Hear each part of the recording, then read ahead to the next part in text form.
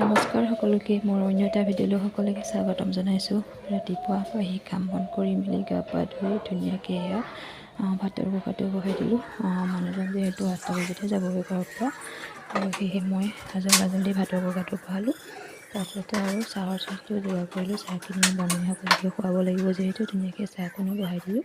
ইফালে বাকী ৰুমকেইটা যিহেতু কাপোৰখিনি সামৰিবলৈ আছিলে, সেয়েহে মই কাপোৰখিনি সামৰি লওঁ বুলি ধুনীয়াকৈ মই বাকী ৰুমকেইটা ভিতৰ পালোহি, ধুনীয়াকৈ সামৰি আছোঁ।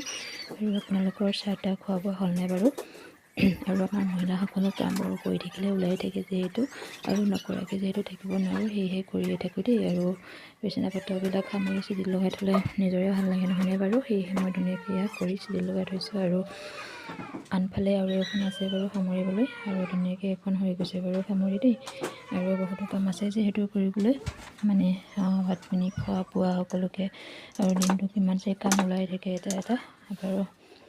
আৰু ইফালে মই বিচনা সামৰিলে ধুনীয়াকৈ বিচনাৰ ওপৰত উঠিলোঁ দেই। লাষ্ট চাষ্ট নিদিব আপোনালোকে, যিহেতু আঁঠুৱাটো মানে ষ্টেণ্ডৰ পৰা আঁতৰাব লগা হয়, তলৰ পৰা অকণমান অসুবিধা হয় যিহেতু আনিবলৈ, সেইকাৰণে মই বিচনাৰ ওপৰতে উঠিলোঁ।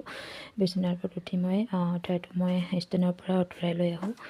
মই ধুনীয়াকৈ ওপৰলৈ উঠি গ'লোঁ। আৰু মোৰ এইটো অভ্যাস আছেই বাৰু আগৰ পৰাই, মই যিহেতু আঁঠুৱা চাঠুৱা মানে সামৰিব লগা হ'লে মই ধুনীয়াকৈ বিচনাৰ ওপৰত উঠি যাওঁ। আপোনালোকে লাজ চাজ নিদিব দেই। আৰু ধুনীয়াকৈ এয়া হৈ গৈছে। আৰু বহুতো কাম আছে, কাপোৰ কানিবিলাকো ধুবলৈ আছে। আৰু এজনী ঘৰৰ গৃহিণী হিচাপে এইখিনি কৰ্তব্য পালন কৰিব লাগিব। আৰু ভিডিঅ'টো ভাল পালে লাইক কমেণ্ট কৰিব নাপাহৰিব দেই।